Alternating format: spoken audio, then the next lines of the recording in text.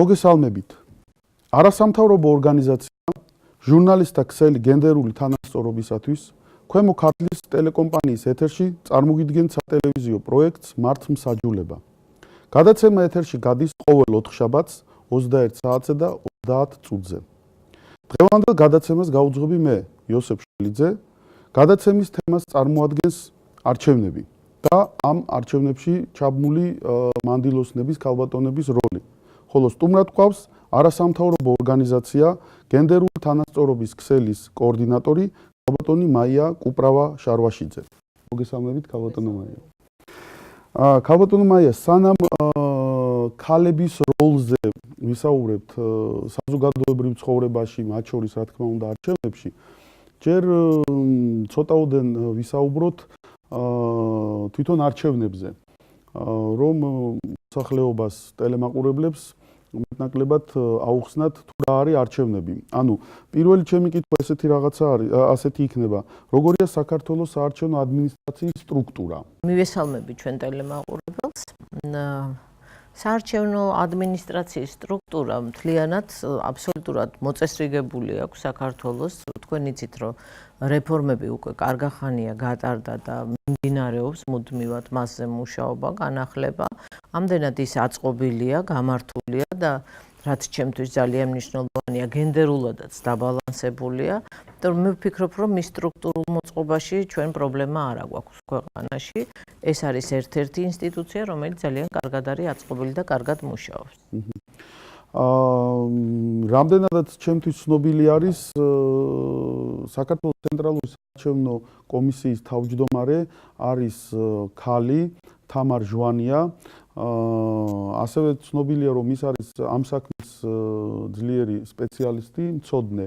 რამდენად ართმევს თქვენი გადასახედიდან, რამდენად ართმევს ქალბატონი თამარი როგორც ქალი თავის სამსახურეო მოვალეობებს თავს? ანუ რამდენად კარგი მენეჯერი არის თქვენი გადასახედიდან? მე ვფიქრობ, რომ ქალბატონი თამარი ძალიან კარგად ართმევს თავს თავის საქმიანობას. იმიტომ რომ თქვენ ალბათ გახსოვთ, ყველა საარჩევნო ადმინისტრაციის ხელმძღვანელი ძალიან ხშირად ხვდებოდა ეთერში, სხვა საუბრები მიმდინარეობდა მათი საქმიანობის მიმართულებით, ქალბატონ თამართან დაკავშირებით მსგავსი შემთხვევა მე არ მახსენდება. რაც შეეხება ქალს, ამ შემთხვევაში მე მგონი წამყვანი როლი იმისათვის, რომ იგი ხალია არ არის, აქ არის ის არის პირველ რიგში სპეციალისტი, ძალიან მაღალი დონის, კვალიფიციური და თან გაუმართლა და ქალიც არის. ძლიერი სპეციალისტია, ნამდვილად ასე არის. ამავე დროს საქართველოს მოქალაქეთა მამაკაცების დიდი უმეტესობის მენტალობა ისეთია, რომ ქალბატონ ზებდეთს ვერ კადრებენ ისევე, როგორც თქვა, სხვა შემთხვევაში მამაკაცი ყოფილიყო თავმჯდომარე, შეიძლება უფრო მეტი აგრესია ან უფრო მეტი კამათი ყოფილიყო, ხოლო ამ შემთხვევაში იმითი იგებს ცენტრალური საარჩევნო კომისიის ხელმძღვანელობა, რომ ხელმძღვანელობს ძლიერი მენეჯერი და ამავე დროს, რა თქმა უნდა, ქალბატონი, რომლის მიმართ პატივისცემა და ზედმეტი კამათი ან რაღაც აგრესიის გამოხატვა უფრო სირცხვილია, ვინმე მაგალითად მიმართ იგივე, ხო? ეს მომენტი იქნება. მგონია, რომ აქ როლს თამაშობს მისი პროფესიონალიზმი, ის რომ ალბათ ის არის ძალიან კარგი მენეჯერი, აყავს კადრებით სათანადოდ შერჩეული და ვფიქრობ, რომ იქ საკამათო შიგნით მათ არაფერი არ აქვთ და გარკვეული. ამიტომ ეს ის შემთხვევა, როცა ყველაფერი არის დალაგებული, არა მარტო გენდერული ნიშნაზეც მე გავამახვილე წეღან ყურადღება, არამედ პროფესიონალიზმი თვითონ სისტემა აწყობილია, უკვე წლები აქ რეფორმები, როგორც გითხარით, მიმდინარეობს და მართლაც სისტემა აეწყო და თან პლუს ხელმძღვანელობს ამ საქმეს კარგი მენეჯერი, მაგრამ მას ალბათ ყავს კარგი თანამშრომლები, კარგი შერჩევა აქვთ და ეს ყველაფერი გამოწვეული იყო აქედან. თან იცით, რომ ძალიან ღიაა საარჩევნო სისტემა თანამშრომლების შერჩევის მხრივაც. იქ თქვენ იცით, რომ უნდა ჩატარდეს კონკურსის საფუძველზე ირჩევა ადამიანები, ისინი საქმდებიან და არჩევნებში იღებენ მონაწილეობას. ამდენად ვფიქრობ, რომ ეს კარგი შემთხვევა, ასე რომ ვთქვათ, კარგი ტენდემია იმისათვის, რომ ყველამ თავისი საქმე იცის და მათ შორის ალბათ კარგად იცის ქალბატონმა თამარმა თავისი საქმე. მოგეხსენებათ საარჩევნო ადმინისტრაცია სამი დონისგან არის. ეს არის ცენტრალური საარჩევნო კომისია, საოლქო საარჩევნო კომისიები და დროებითი საუბნო საარჩევნო კომისიები. მუდმივი მოქმედი არის ცენტრალური საარჩევნო კომისია და საოლქო საარჩევნო კომისიები. თქვენი ინფორმაციით, რამდენად არის დაცული გენდერული თანასწორობა, ან რამდენად არის გათვალისწინებული ქალების როლი საშუალო, ანუ საოლქო საარჩევნო კომისიებში? იცით რა, თქვენ იცით რომ წელს პირველად ჩატარდა არჩევნები, როცა ჩვენ საარჩევნო სია შეგვიძლია სქესის მიხედვით დავყოთ. არასოდეს არ გვქონია მანამდე, ეს იყო ინიციატივა, რომელიც წავიდა არასამთავრობო სექტორიდან ინტერფრაქციულ ჯგუფში, რომელიც საარჩევნო კოდექსზე მუშაობდა. ინტერფრაქციულმა ჯგუფმა გაითვალისწინა ის, რომ ჩვენი თხოვნა იყო, რომ იქნებ გაჩნდეს სქესის ნიშანი, იმიტომ რომ ჩვენ ყოველთვის ვმკითხაობდით, ვიღებდით სიებს, მერე ვითვლიდით, რამდენი ქალი იყო, რამდენი კაცი იყო.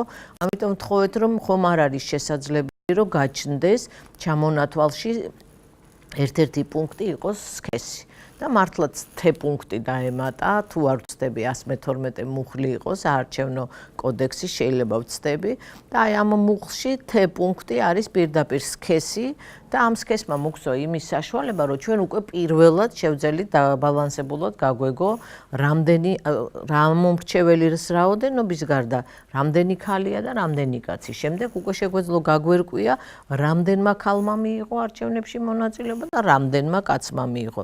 ეს ვიღაცისთვის შეიძლება ძალიან საინტერესო არ იყოს, მაგრამ პოლიტიკაში მოსვლის მსურველი ადამიანისთვის, ან ვინც უკვე იქ არის, ძალიან მნიშვნელოვანია, მან უნდა იცოდეს ამომრჩეველი რომელ სეგმენტზე იმუშაოს, მამაკაცებზე, ქალებზე, აქ ასაკობრივი სხვაობაც იცით, რომ ძალიან დიდ როლს თამაშობს, ამიტომ ეს ძალიან მომგებიანი აღმოჩნდა ჩვენთვის. CSKOM წელს პირველად შეძლო ის, რომ მან სქესის ნიშნით დაიანგარიშა ეს ყველაფერი და ასევე პირველად შეძლო, რომ სწორედ ეს გენდერული ბალანსი მან თავის სტრუქტურაშიც დათვალა და თვითონ არჩევნებისაც მას უკვე თავის ვებგვერდზეც აქვს გამოქვეყნებული, შეგიძლიათ რომ იხილოთ და ეს არის მართლა პირველი შემთხვევა, როცა საქართველოში ჩვენ ასე სეგრეგირებულად გვაქვს ქალების, მამაკაცების თანამონაწილეობა. რაც შეეხება სასურველ მდგომარეობას, შეიძლება სულ ზედა ეშელონში ასე არ არის, რომ თანაბრად არიან ქალები და კაცები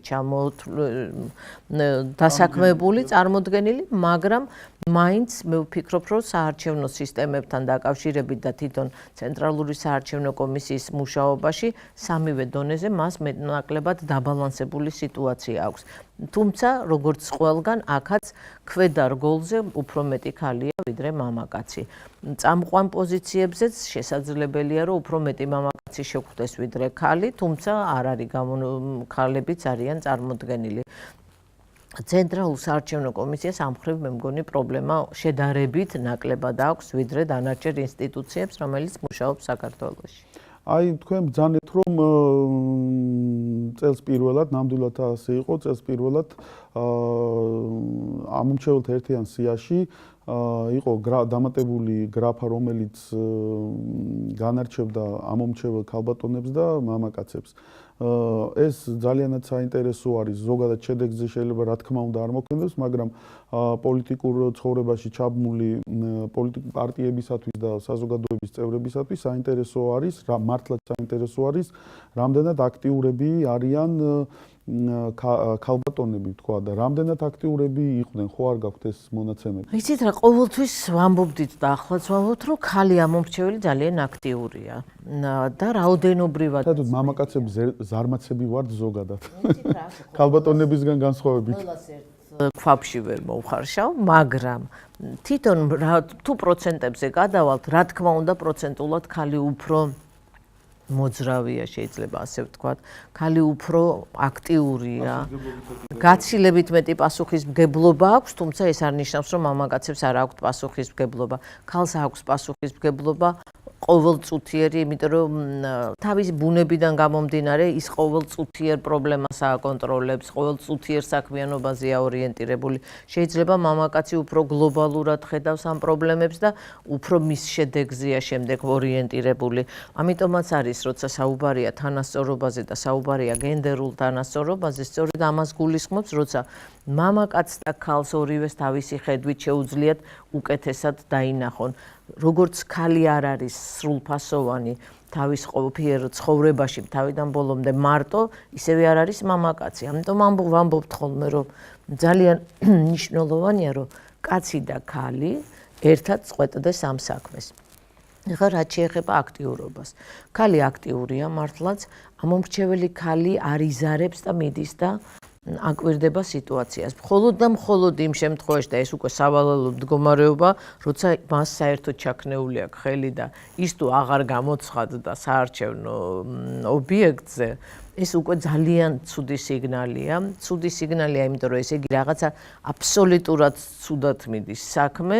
ან მეორე უკიდურესი რომ ძალიან კარგადაა საქმე და გადაწყვიტა რომ აღარაა საჭირო ჩემი გამოჩენა, მაგრამ სამწუხაროდ ესეთი მდგომარეობა ჯერ სოფლიოში არცად არ არის და მით უმეტეს ჩვენთან არ არის. თქვენ იცით რომ ჩვენი გარდამავალი პერიოდი არ დასრულდა 25 წელს ვითვლით და გრძელდება და გრძელდება. ამიტომ ქალი აქტიურია, ის დადის არჩევნებში, იღებს მონაწილეობას, მაგრამ სტერეოტიპი, რომელიც ძალიან გაბატონებულია ჩვენ მენტალობაში, ფსიქიკაში, სამწუხაროდ ქალზეც ახდენს გავლენას. ის ხშირ შემთხვევაში თავის სურვილზე ამბობს უარს და შეიძლება მეუღლეს, მამას, ძმას, მეგობარს დაუჯეროს და ვთქვათ მისთვის სასურველი კანდიდატი შემოხაზოს.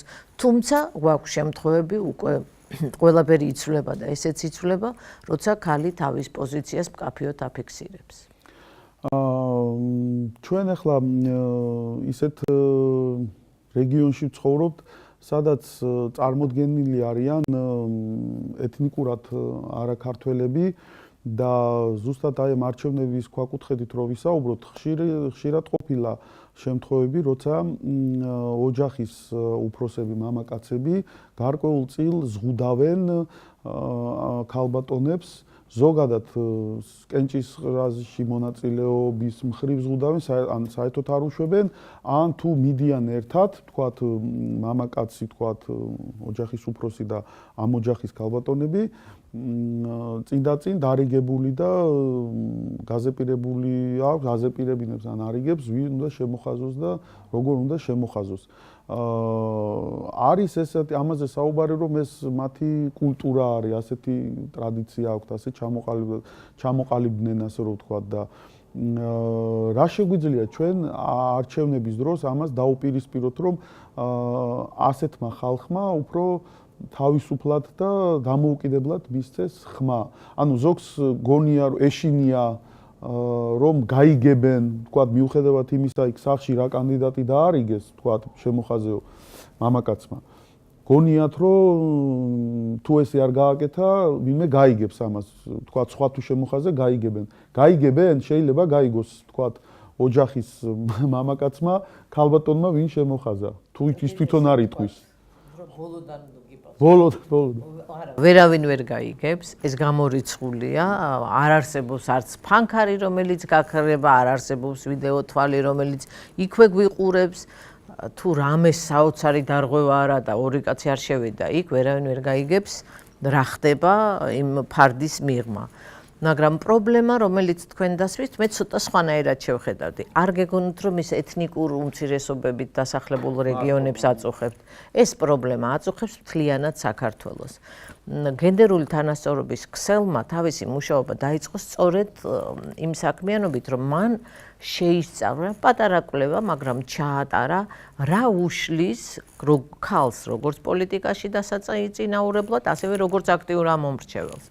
აი ამ შესწავლის პერიოდში აღმოვაჩინეთ, რომ 10-ვე რეგიონში, სადაც ჩვენ გავედით, მთელ საქართველოში გავედით, მთელი საქართველოს სურათი ფაქტიურად ერთი და იგივე იყო, აბსოლუტურად იდენტური იყო მარნეულში აღებული მასალა, ახალციხეში აღებული მასალის, ზუგდიდში, თქვათ რუსთავში, ანუ არ იყო მათ შორის განსხვავება. ერთადერთი შეიძლება სამწუხაროა, ეს არის ჩვენი ცხოვრების დონე, სამწუხარო ჩვენი განათლება და განვითარება და ეს არის ყველგან ერთნაირი.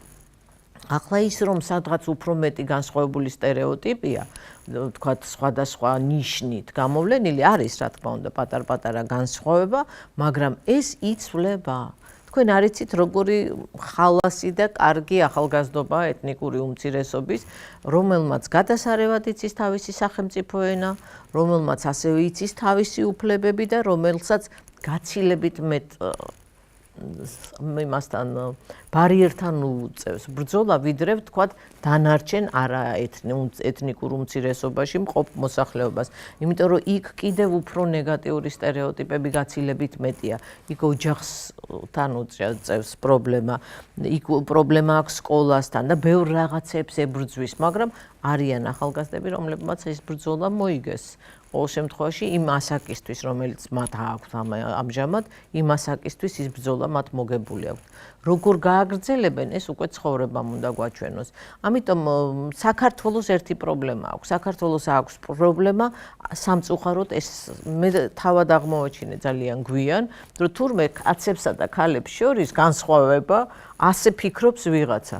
როცა ჩემთვის ეს შეუძლებელი იყო, თქვა მე-10 კლასში ვინმეს რო ეთქვა ჩემთვის, რომ შენი კლასელი ბიჭი შენზე ჭკვიანია და ის უკვე ბიჭად რახან დაიბადა, შენზე პრივილეგირებულია, საერთოდ გაუცებული დავრჩებოდი.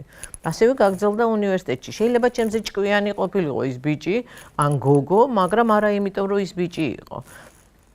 ახლა დგას საკითხი, თურმე ჩვენც იგივე უფლებები გვაქვს, რაც კაცებს. აი ეს პრობლემაა ერში და ეს პრობლემა სამწუხაროდ ძალიან რთული პრობლემაა. რა თქმა უნდა, არჩევნების დროსაც არის, ვიღაცა აძლევს.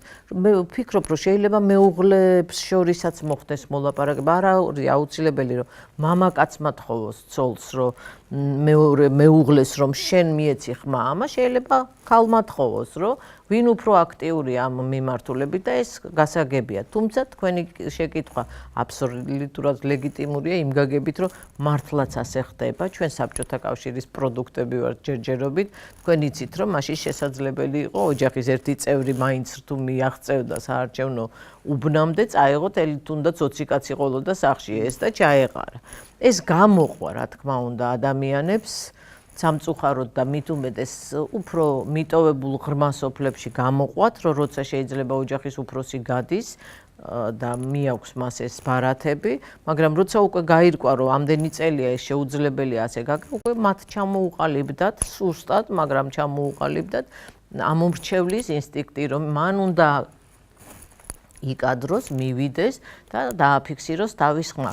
ოღონდ იქ უკვე რომელ ხმას აფიქსირებს, ესეც არის უკვე ვინ არის ამ ბარათის, ვის უჭირავს ის ხელში. არის ძალიან ბევრი, რომელიც ვიღაცის ინტერესს და ნათქვამს გაითვალისწინებს, მაგრამ ძალიან ბევრი ამომრჩეველი უკვე გაჩნდა, რომელიც თავის აზრს αφიქსირებს და მან კარგად იცის, რომ შეიძლება ის არ შევიდეს პირდაპირ ბრძოლაში სხვასთან დაუქნიოს თავი, მაგრამ შევა და იქ იმას მისცემს ხმას, ვინც უნდა. საქართველოში ყოველ შემთხვევაში ასე არის, ქალბატონო მაია, როცა არჩევნები ცხადდება, ანუ უკვე ცნობილია არჩევნების თარიღი, აქტიურდებიან პოლიტიკური პარტიები და გადიან მოსახლეობაში სამუშაოდ, ასე რომ ვთქვათ. რამდენად აქტიურები არიან ამ საქმიანობაში ქალები, ქალი პოლიტიკოსები, ან ზოგადად ამა თუ იმ პოლიტიკური პარტიის მხარდამჭერი ქალები? ქალები აქტიურები არიან პოლიტიკური პარტიის რიგებში, ყოველთვის იყვნენ და დღესაც არიან. პროცენტი რო გითხრათ არის 40% ყველაზე მცირე, შეიძლება ზოგიერთ პარტიას უფრო მეტი ყავდეს ქალთა წარმომადგენლობა და შეიძლება ითქვას, რომ წინა საარჩევნო გარემო ფაქტიურად ქალებზე არის ძირითადად, იმიტომ რომ ისინი არიან ყველაზე მოხერხებული აგიტატორები, შეიძლება ასე ვუწოდოთ მათ, რომლებიც კარდაკარდადიან, მათ მოსახლეობა უფრო ადვილად იღებს, გარდაკან დადიან თავიანთი პარტიის პოპულარიზაციას ეწევიან, მათ საქმიანობაზე ბევრს საუბრობენ, ხალისითაც ასრულებენ ამ საქმეს, იმიტომ რომ ისინი თუ არიან პარტიაში, ის იგულისხმება, რომ ისინი იმ პარტიის იდეოლოგიის გამტარებლები არიან. ხშირ შემთხვევაში ასეთ ქალებს ხვდებით პოლიტიკურ პარტიებში, რომელიც თავიდან ბოლომდე ემხრობა იმ პარტიას, რომლის წევრიც არის. ძალიან ცოტა ადამიანი ქალებს გულისხმობ ამ შემთხვევაში, რომელიც ადვილად გადადის ერთი პარტიიდან მეორეში. ქალების ასეთი მაჩვენებელი ძალიან დაბალია საქართველოში. ისინი ადვილად ერთგულების მხრივ ისინი პარტიის ერთგულები არიან, სადაც დაიწყებენ მოღვაწეობას იქვე ასრულებენ, თუ არა და ტოვებენ პარტიას და შეიძლება არც არასდროს სხვა პარტიაში არ წავიდნენ. მე ვამბობ იმ რგოლზე, რომელიც ძალიან ზედაპირზე არ არის ამოსული, ანუ რაზეც დგას შეიძლება ითქვას პოლიტიკური პარტია. სამწუხაროდ საქართველოში დემოკრატიის პრობლემა პოლიტიკურ პარტიებში ძალიან დიდია. პოლიტიკური პარტია არ ატარებს დემოკრატიულ არჩევნებს შიგნით უმეტესობა. გვაქვს რაღაც გამონაკლისები, მაგრამ სინამდვილეში უმეტესობა პოლიტიკური პარტია ძალიან დაბალი კულტურის მატარებელია. ამიტომ ჯერ ვერ ჩამოყალიბდა ისეთი პოლიტიკური პარტია, რომლის სტრუქტურაზე ჩვენ ასე თავისუფლად დავდგებით ახლა და ვისაუბრებთ, როგორ აქვს ყველა რგოლი დარეგულირებული, როგორ აქვს აწყობილი. თუმცა ქალებთან მიმართებაში შემიძლია გითხრათ თამამად, რომ ქალები ძალიან ხშირად არიან ერთგულები თავიანთი პარტიის, თუ პროცენტებში გადავიყვანთ ესე უხეშად, შეიძლება ვთქვათ, რომ 80% ქალი აღარ იცვლის პარტიას. ან რჩება ბოლომდე პარტიაში, ან და მიდის საერთოდ ამ მოღვაწეობიდან. ამიტომ ქალებს ძალიან დიდი როლი აქვთ არჩევნების წინაც და იმ სტაგნაციურ პერიოდში, რომელსაც პარტია გადის არჩევნების მერე. სამწუხაროდ საქართველოში ვერ გაძლიერდა პოლიტიკური პარტია ისე, რომ არჩევნებიდან არჩევნებამდე ჩანდეს მარტო. არ აქვს ის პერიოდი, გამოტოვების პერიოდი აქვს, როცა აი ის 4 წელია, 3 წელია, 5 წელია, ის ფაქტიურად არ ჩანს. არ ჩანს მისი 3-4 ლიდერი, თუ ყავს ამდენი, თუ არ და ერთი ყავს და ის ერთი ლიდერი ჩანს. ამიტომ ძალიან მძიმეა და რთულია ჩვენ ვისაუბროთ პოლიტიკურ პარტიებზე. თან მით უმეტეს საქართველოში, როცა პოლიტიკურ პარტიებს წარმოიდგინეთ, ქვიათ ლიდერის სახელი და მერე რაღაცა. ლიდერია, მერე რაღაც დასახელება პოლიტიკურ პარტიის. ეს რაღაცა სამწუხაროდ დაბალ დონეს მიუთითებს, რომ დემოკრატიის ხარისხი ძალიან დაბალია, როგორც პოლიტიკურ პარტიაში, ასევე ქვეყანაში. ამდენად იმ საფეხურზე, სადაც ვყავს ქალი, ისინი თავიანთ საქმიანობას ეწევიან, მაგრამ თავისი ბუნებიდან გამომდინარე და ისევ გადავდივარ ნეგატიურ სტერეოტიპებზე, იმ სტერეოტიპებიდან გამომდინარე, რომელიც ასე გვაქვს გაბატონებული, ისინი ფიქრობენ, რომ ის კარგი შემსრულებელია, მაგრამ არც ისეთი კარგი დირექტივების გამცემი, არც ისეთი კარგი ხელმძღვანელი, მაგრამ ის იმ დონეზეც, რომელზეც დგას, ის აუცილებლად ხელმძღვანელობს ჯგუფს, თუნდაც კარდაკარ სიარულის შემთხვევაში ძალიან აქტიურად მქონდა მათთან ურთიერთობა 2006 წლის არჩევნების წინ, სულ სხვადასხვა პარტიის აი ასეთ ჯგუფს შევხვდი. და აღმოვაჩინე, რომ ამ კარდაკარ მოსიარულე ქალებს პოლიტიკური პარტიის, სხვადასხვა პოლიტიკური პარტიის ჯგუფებს ყავთ კიდე თავისი ლიდერი. საოცრად კარგად აქვთ აწყობილი ეს სისტემა. აბსოლუტურად დალაგებული აქვთ ფუნქციები და ჰარმონიული მუშაობა მიდის. ისინი მათ შეუძლიათ ხო მართვა. მაგრამ აქ არის ის, რომ ბუნება, რომელიც გეუბნება, რომ არა, ჩემზე წინ სხვა უნდა წავიდეს, ეხლა მე რო ვთქვა, რომ მე უნდა დავწინაურდე, აი რაღაცა სხვანაირად ჩამომერთმევა, იქნებ ისე ვერ შევასრულო, მერე ხო უხერხული იქნება და ბევრი პრობლემა, რომელიც ყოველთვის უშლის ქალს. და ამ შემთხვევაში ისე იგი, როგორც ხვდები, ქალბატონები უფრო ჩემი ინფორმაციითაც ვიცი, ქალები, რომლებიც ითავებენ რაღაც გარკვეული საქმიანობის შესრულებას, უფრო გულისხმური და უფრო კარგად აკეთებენ ამ საქმეს, ვიდრე მამაკაცები. ანუ მამაკაცი რაღაცნაირად ყოფილა ხოლმე შემთხვევა მიაფუჩეჩებს ზერელეთ და ქალბატონი უფრო ბოლომდე სკულპტუროზულად ლამაზად დაწეს ფურცელზე და ეგეთი რაღაცები მქონია შეხება და იმიტომ.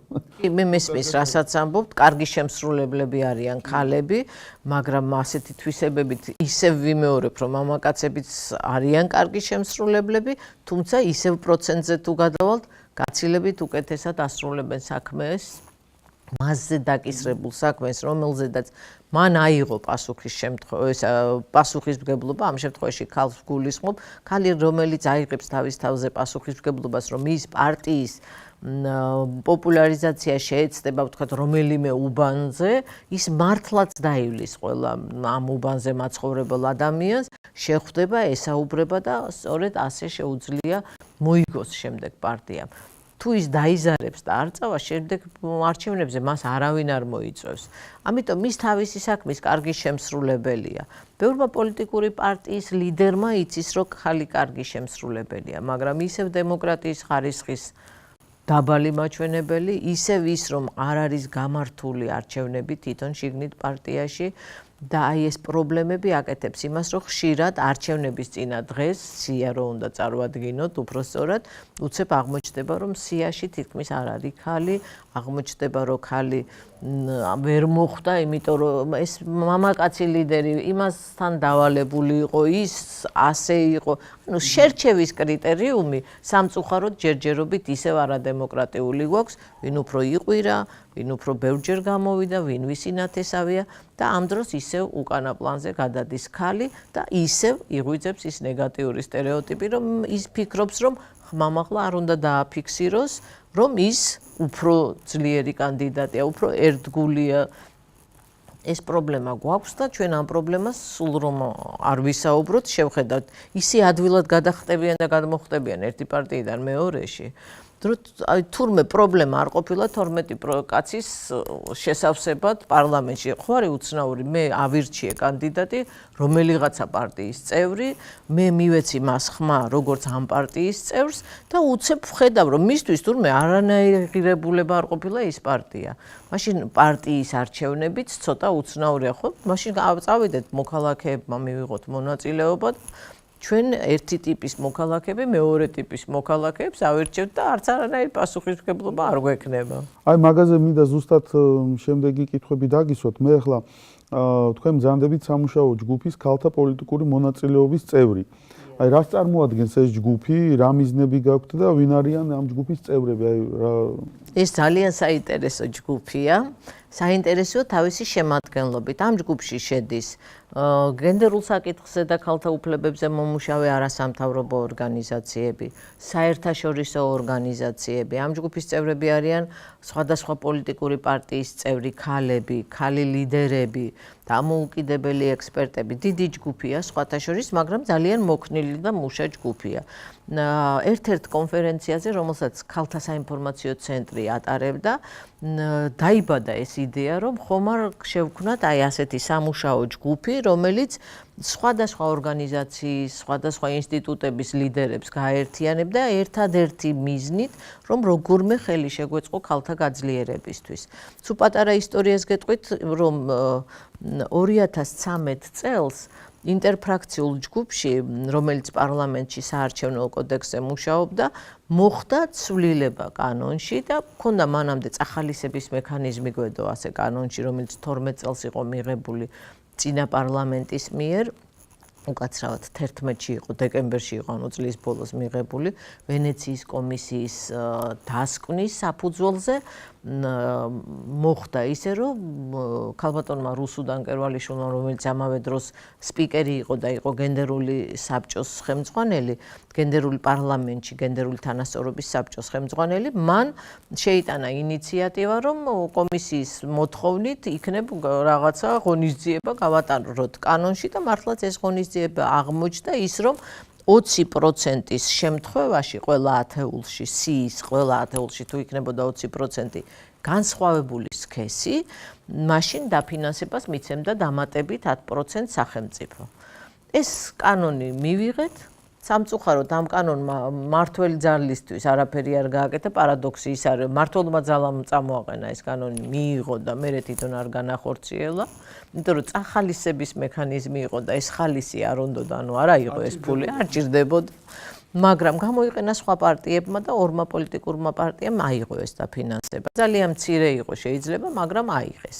ეს დაფინანსებაც იმიტომ იყო მოფიქრებული, რომ ხელი შეეწყოთ ქალთა აი თავად პარტიას დაეხარჯა ფული ამ ქალების გასაძლიერებლად, თუ სადმე ფიქრობდა, რომ პრობლემა აქვს ხალხს რაიმე ტიპის დახმარება უნდა, გაძლიერება უნდა, ამაში დაეხარჯა ეს ფული.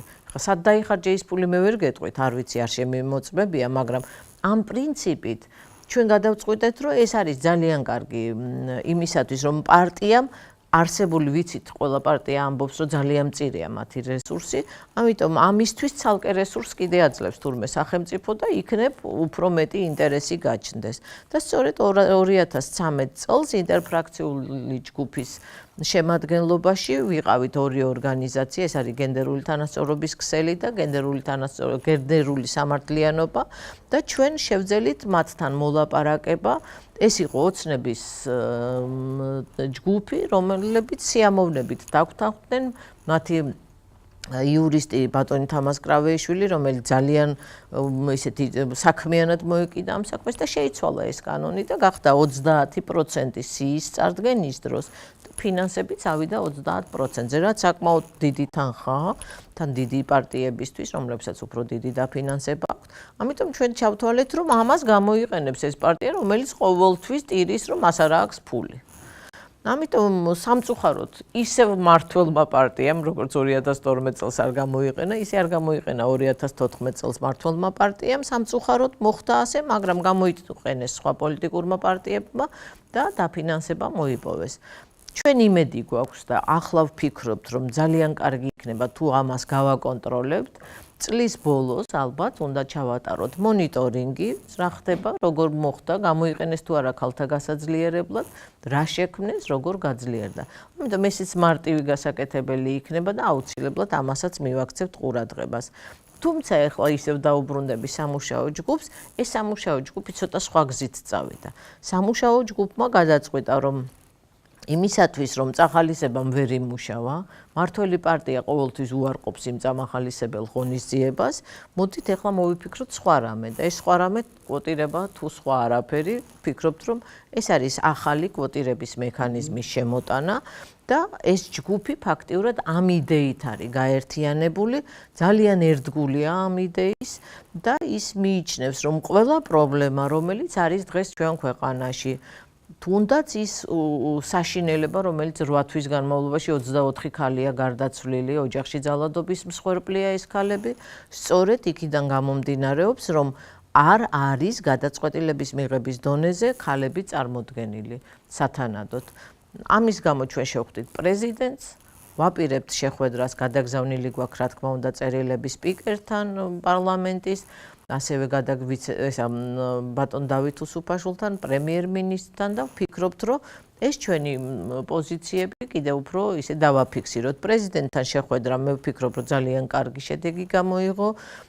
ის დაგვპირდა, რომ გვერდით დაგვიდგებოდა და მიაქცევდა ამას ყურადღებას.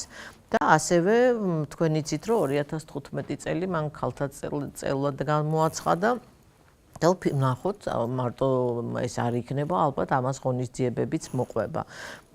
სამუშაო ჯგუფის საქმიანობა ეხლა არის ყველაზე აქტიურ ფაზაში, ჩვენ უკვე შევიმუშავეთ საკანონმდებლო ინიციატივა, კითხვის დასმის საშუალებასაც არ გაძლევთ პირდაპირ პასუხოთ.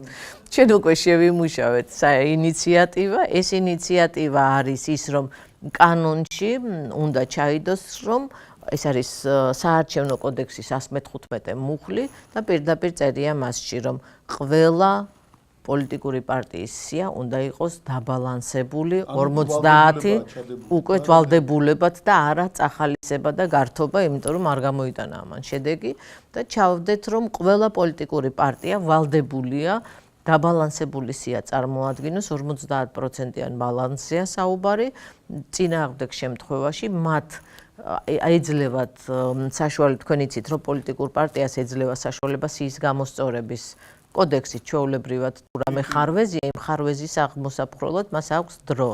ასევე მიცემენ დროს ამ ხარვეზის აღმოსაფხრელად და თუ ვერ აღმოფხრის ამ ხარვეზს, ის არ გატარდება რეგისტრაციაში. ანუ თქვენი საკანონმდებლო ინიციატივა გულისხმობს, რომ მაგალითად თუ პოლიტიკური პარტია წარადგენს საარჩევნო სიას, ანუ პროპორციულ საარჩევნო სიას, ამ სიაში თქვათ 100-კაციანი სია, ანუ პირობითად. 50 კაცი. ოღონდაც მონაცვლეობით. აი ეგ უნდა მეკითხა ხო მაინდა-მაინც ასე არ იყოს პირველი 50 მამაკაცი და გამსვლელი და ბოლოში მერე ქალბატონები. ხო, ასე იყო ყოველთვის ეს ანუ მაინდა-მაინც ქალი-კაცი თუ რაღაც ზიპირებული სისტემა, ანუ ამას ელვის სისტემაც ქვია, რომ როცა ერთმანეთს ენაცვლება პირდაპირ, პირველი მეორე, აი ესეთი. ანბანის მიხედვით ახლა ჩვენ არ გვჭირდება, ეგ თვითონ პარტიამ განსაზღვროს, მე როგორ პარტიებსაც ყავთ მაინდა-მაინც ლიდერები, ახლა შეიძლება ქალი არ იყოს ლიდერი, მაგრამ პირველი სამი, ობიექტური მიზეზის გამო იყოს მამაკაცი. მიმუშაოს და ის ქალი ლიდერიც გააძლიეროს, ქალიც გახადოს ლიდერი თუ არ ყავს. ძალიან ცუდი თუ არ ყავთ. და ეს არის უკვე მათი პრობლემა. როგორც იმ ქალების პრობლემა, თუ ქალთა პარტიას არ ყავს მამაკაცები, პარტიაში უკვე პრობლემურია და მათაც უნდა იფიქრონ, რომ გააძლიერონ მამაკაცი ლიდერები თავიანთ პარტიაში. ამიტომ ზიპირების სისტემაზეა საუბარი. მე ხა გეუბნებით რა გვინდა. ეხლა როგორ გამოვა ამაზე შემიძლია როცა მე გამოვა, მე შევხვდეთ და ვისაუბროთ, მაგრამ ახლა არის საუბარი სწორედ ზიპირების სისტემით გენდერული თანასწორობის დასამკვიდრებლად ქვეყანაში კვოტირების სისტემის შემოღებაზე. სწორედ ეს სამუშაო ჯგუფი, რომელსაც ხელმძღვანელობს ესე ვთქვათ, კოორდინაციას უწევს და აქტიურად ჩართულია მასში, ეს არის NDI-ის თბილისის ოფისი, რომელიც ფაქტიურად ყველა ჩვენ ღონისძიებას გვიგეგმავს, გვეხმარება ამ მხრივ, იმიტომ რომ როგორც გითხარით, ჩვენ აბსოლუტურად სხვადასხვა ორგანიზაციები ვართ, სხვადასხვა სტრუქტურებიდან ვართ და აი ჩვენ შეხვედრებს ამას ყველაფერს აორგანიზებს და ასევე ექსპერტულ საქმიანობასაც დიდ დახმარებას გვიწევს NDI. გარდა NDI-ისა აქ არის გაეროს განვითარების ფონდი აქტიურად ჩართული, ქალთა ფონდი გაეროსი, ანუ აქ დიდი მუშაობა მიდის, რაღაც ახალი ფორმატია მაინც შედარებით და ძალიან მნიშვნელოვანია, რომ ეს ყველაფერი გადავიდა ცოტა სხვა სტადიაში.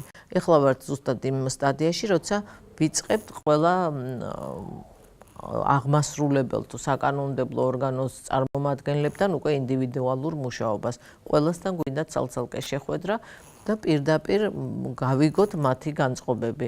რომ მე ვიფიქროთ, ვისთან არის ბევრი სამუშაო, ვისთან არის ცოტა და საერთოდ არ ღირს ვიღაცასთან შეიძლება მისვლა ამ საკითხზე. ეს ძალიან დიდი საქმეა, მაგრამ ვფიქრობ, რომ რაღაც შედეგზე გავა. მეც ძალიან მოხარული ვარ, ასეთი წამოწყება თუ იქნება, მე მიუხედავად იმისა, რომ მამაკაცი ვარ, მე აბსოლუტურად ვემხრობი იმ მოსაზრებას, რომ ჩვენ საზოგადოებრივ ცხოვრებაში ქალბატონები უფრო აქტიურად და მრავლად უნდა იყვნენ წარმოდგენილები. ჩემი შემდეგი შეკითხვა ასეთი იქნება, თქვენი საკანონმდებლო ინიციატივა ეხება პროპორციულ საარჩევნო სიებს. რატომ არა მაჟორიტარებს? მოდით ერთ რაღაცაზე შევთანხმდეთ, რომ ჩვენ სამწუხაროდ არც მე და არც თქვენ ჯერ არ ვიცით, როგორი არჩევნო სისტემით წავა ჩვენი არჩევნები 2016 წელს. ეს არის პრობლემა ჯერჯერობით, მაგრამ ვამბობთ, რომ პროპორციული ქალთა წარმომადგენლობის მხრივ ჩვენ რა თქმა უნდა გვირჩევნია, რომ პროპორციული სისტემა დარჩეს და მაჟორიტარული საერთოდაც გაქრეს, მაგრამ როგორ იქნება არ ვიცით. ამიტომ ჩვენ ვფიქრობთ, რომ მაჟორიტარულ სისტემას რაც შეეხება, აი იქ ის 30%-იანი მაჩვენებელი დავტოვოთ. ძალიან კარგი იქნება, თუ პარტია გაითვალისწინებს, რომ ყველა მაჟორიტარის დასახელების დროს თქვა, თუ უნდა 10 მაჟორიტარი, არა 176 ერთეული გვაქვს, ხო? მე მგონი მაჟორიტარული ოლქიდან. მას ეს დააბალანსებს და 30% მაინც რო ექნება და გენდერულად დაბალანსებული, რამდენი კაცი იქნება იქ, რამდენი ქალი არ ვიცი, მაგრამ 30% რო განსხვავებული სქესი მაინც ეყოლება, ამ შემთხვევაში სწორედ მას შეუძლია აიღოს ის 30%-იანი დაფინანსება. ეს წახალისების მექანიზმი ამ სიტუაციაში ვფიქრობთ, რომ კარგად იმუშავებს და თან ბევრად უფრო დემოკრატიულია, როცა გაგვჩენ არჩევანის გაკეთების საშუალება. სამწუხაროდ არ იყო გამოყენებული ის, რომ მე შეიძლება არ მართლა ლიდერი სამი ძლიერი ქალი მყავს და მერე მყავს მეოთხე მამაკაცი. ამიტომ ხო შეიძლება ის მეოთხე ჩავწერო, მაგრამ არ გამოგვივიდა ასე და ამიტომ ვფიქრობთ, რომ კვოტირების სისტემა არის ერთადერთი გამოსავალი, რომ აი ეს დისბალანსი, რომელიც საკმაოდ დიდია, პარლამენტში გვყავს 11%. რამდენადაც ვიცი, უფრო გაუარესებული მდგომარეობაა წინა პარლამენტთან შედარებით. ქალბატონების არა? არა. წინა პარლამენტში გვყავდა 6%. ეხლა გვყავს 12% არჩევნების დღეს. გაუმჯობ მე მინისტრები თქვენ იცით 10% გქონდა რამოდენიმე ხანი, აი ესე ვთქვათ 6-7 თვე, მე დაემატ 11% გვაქვს, მაგრამ ეს არის ძალიან დაბალი მაჩვენებელი. ჩვენ თუ მსოფლიო სქემას შევხედავთ, ჩვენ ვართ ბოლო ადგილზე მყოფი ქვეყანა, ძალიან მძიმე სურათი გვაქვს. აი ესეთი მთლიანად რო ავიღოთ, მძიმე სურათია საქართველოში ქალთა წარმომადგენლობის თან იმ დროს, როცა უმაღლესი განათლების მქონე ადამიანებს შორის ქალებს უფრო დიდი პროცენტი აქვს. თქვენ იცით, რომ მოსახლეობის 52.3% არის ქალი, უმაღლესი დამთავრებულთა პროცენტული მაჩვენებელიც არანაკლებია. მე მგონი სადღაც 60%-მდე მოდის ქალზე და დანარჩენი არის მამაკაცი და ამ დროს ვხედავთ, რომ გადაწყვეტილების მიღების დონეზე, თვითმმართველობის დონეზე 11 გვაქვს, პარლამენტშიც 11. თავრობაში 21% ყავს და ეხლა უკვე არ ვიცი. მაღალი მაჩვენებელი, იცით რა, მაღალი მაჩვენებელი არის 40%. ანუ კარგი მაჩვენებელი, როცა ქვეყანას აქვს 40%, იქ არ არის საუბარი, რომ ან კაცი არ ჩანს გადაწყვეტილების მიღებაში, ან ქალი. ეს 40% რომელს უჭირავს, თქვათ ამ შემთხვევაში არ აქვს განსაზღვრელი, მაგრამ წუხილი არ იწყება, რომ სად გაქრა ეს ხალხი, რატო არ მოდის გადაწყვეტილება. როცა არ არის 40%-ზე ნაკლები, უკვე პრობლემას ჩდება, 30% პრობლემაა, მაგრამ უკვე ჩანს, რომ ქვეყანა უფრო დემოკრატიულია და საერთოდ როცა 11-ზე ვსაუბრობთ ან 12%-ზე, ეს უკვე ძალიან მძიმეა. თან იმ დროს, როცა ჩვენ ვართ ის ქვეყანა, რომელსაც 18 წლის იმდროინდელ პარლამენტში, ანუ დამფუძნებელ კრებაში, ყავდა 4 ქალი. ყოველგვარი კვოტირების გარეშე. 150 კაცი იყო, აქედან 4 ქალი იყო, ერთ წელიწადში დაემატა კიდე 5 ქალი არსებობდა იმ პერიოდში საქართველოს 21 წლამდე საქართველოს აი ამ საკანონმდებლო ორგანოში იყო 5 ადამიანი, ქალები წარმოდგენილი და საერთოდ ისე რო აიღონ ის სია და გადახედონ, ნახავენ როგორი დემოკრატიული სია. მე მარტო გვარებით მივხვდი, რომ ყველა კონფესიის, რელიგიის წარმომადგენელი, ეთნიკური ჯგუფი ყველა იყო შესული. მე ხა თქვენთან შეხვედრამდე გადავხედე ამ ისტორიას და ტელემაყურებელთა გასაგონად მინდა ვთქვა, რომ საქართველოს ერთ-ერთი უპირველესი ქვეყანა არის მთელ მსოფლიოში.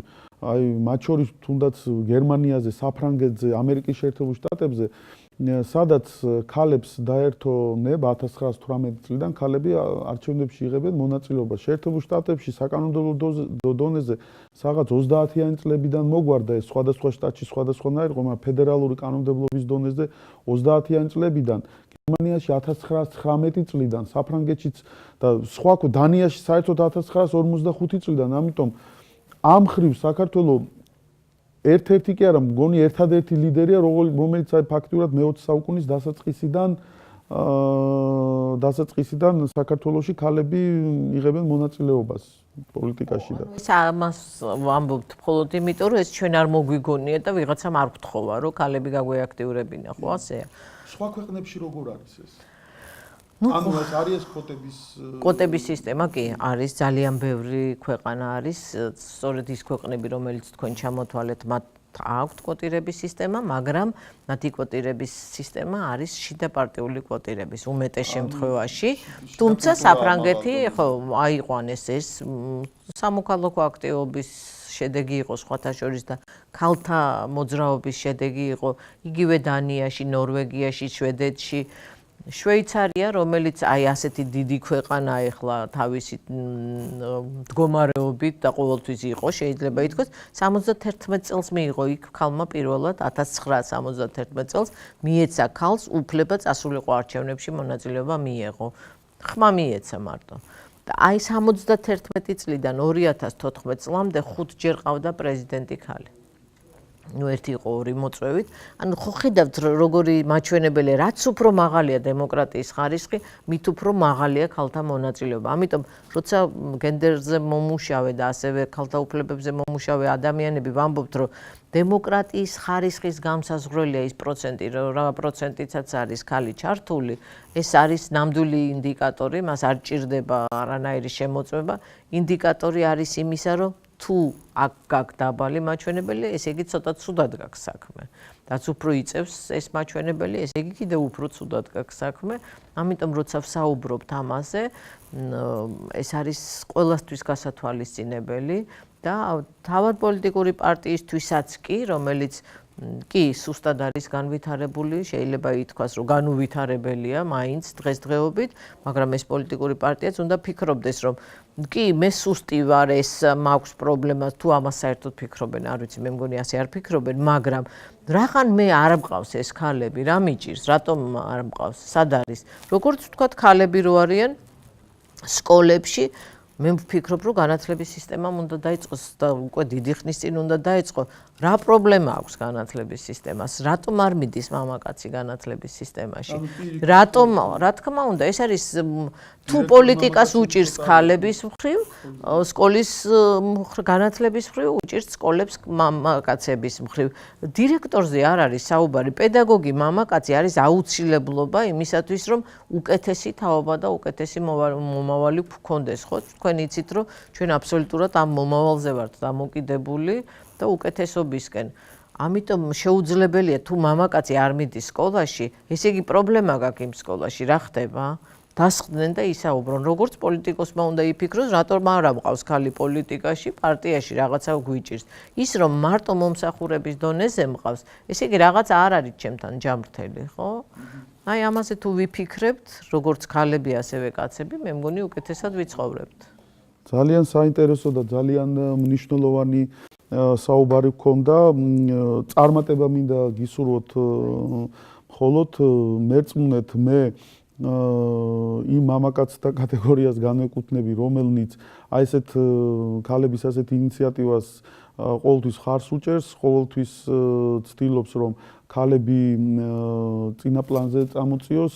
მქონდა მე თვითონაც შეხება ესეთ ზოგადად რომ მუშაობდით სხვადასხვა პროექტებში და ჩემს თქვათ მე რომ ხელმძღვანელობდი და კოორდინაციას უწევდი, უნდა ვაღიარო რომ ქალები უფრო ჩემს მითითებებს და დავალებებს უფრო კარგად, უფრო სწორად ასრულებდნენ და ყოველთვის ვცდილობდი მაქსიმალურად ქალები ყოლოდა იმ კონკრეტულ საქმეში ჩაბმულები, მამაკაცები რაღაცნაირად უფრო მილაითებდნენ ამ საქმეს. ნუ ეგ ჩვენი სირცხვილია, ასე რომ ვთქვათ, მამაკაცების. ძალიან დიდი მადლობა მინდა მოგიხადოთ გადაცემაში მობრძანებისათვის. წარმატებები მინდა გისურვოთ და იმედი მაქვს, რომ თქვენი საკანონმდებლო ინიციატივები დაინერგება და კანონის ფორმას მიიღებს. ჩვენ ტელემაყურებლებს მინდა დავემშვიდობო. შემდეგ 4 შაბათს კვლავ შევხვდებით. კარგად ბრძანდებოდეთ.